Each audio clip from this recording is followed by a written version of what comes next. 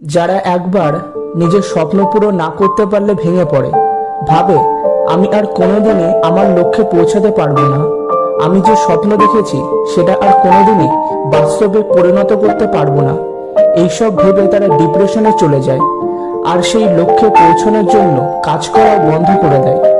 সেই সব মানুষদের মোটিভেট করার জন্যই আজকের এই ভিডিওটি। শহরের মধ্যে একটা বেশ নামকরা বড় চিড়িয়াখানা ছিল।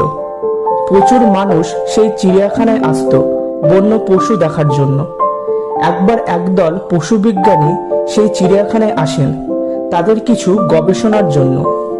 এই বিজ্ঞানীদের মধ্যে থমাস পল খুব নামকরা একজন বিজ্ঞানী ছিলেন, আর তার গবেষণা পদ্ধতিও আলাদা রকমের ছিল।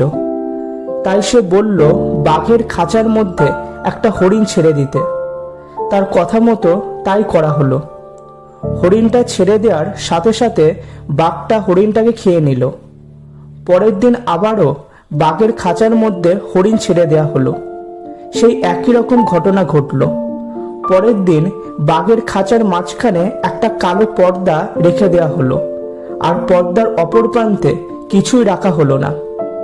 বাঘটা পর্দা ভেদ করে অপর প্রান্তে গিয়ে কিছুই পেল না।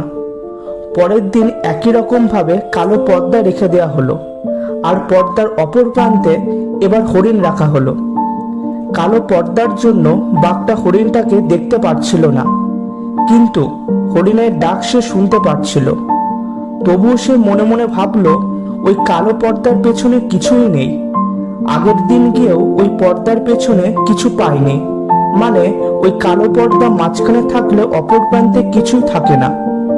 এই ভেবে বাঘটা হরিণের ডাক শোনা সত্ত্বেও চুপ করে বসে থাকলো, আগের দিনের ব্যর্থতার কথা ভেবে।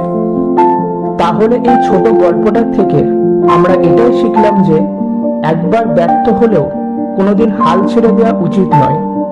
নিজের স্বপ্ন বা লক্ষ্যে পৌঁছানোর জন্য বারবার চেষ্টা করতে হবে। ব্যর্থতার কালো পর্দা নিজের মন থেকে সরিয়ে ফেলে চেষ্টার সাদা পর্দা মনের মধ্যে আনতে হবে। প্রথমবার সময় তোমার জন্য না হলেও দ্বিতীয়বার তোমার জন্যই হতে পারে। যদি তুমি তোমার মনের মধ্যে অতীতের ব্যর্থতা কালো পর্দায় রেখে দাও, তাহলে তোমার জন্য আসার সময়কে তুমি কোনোদিনই দেখতে পারবে না।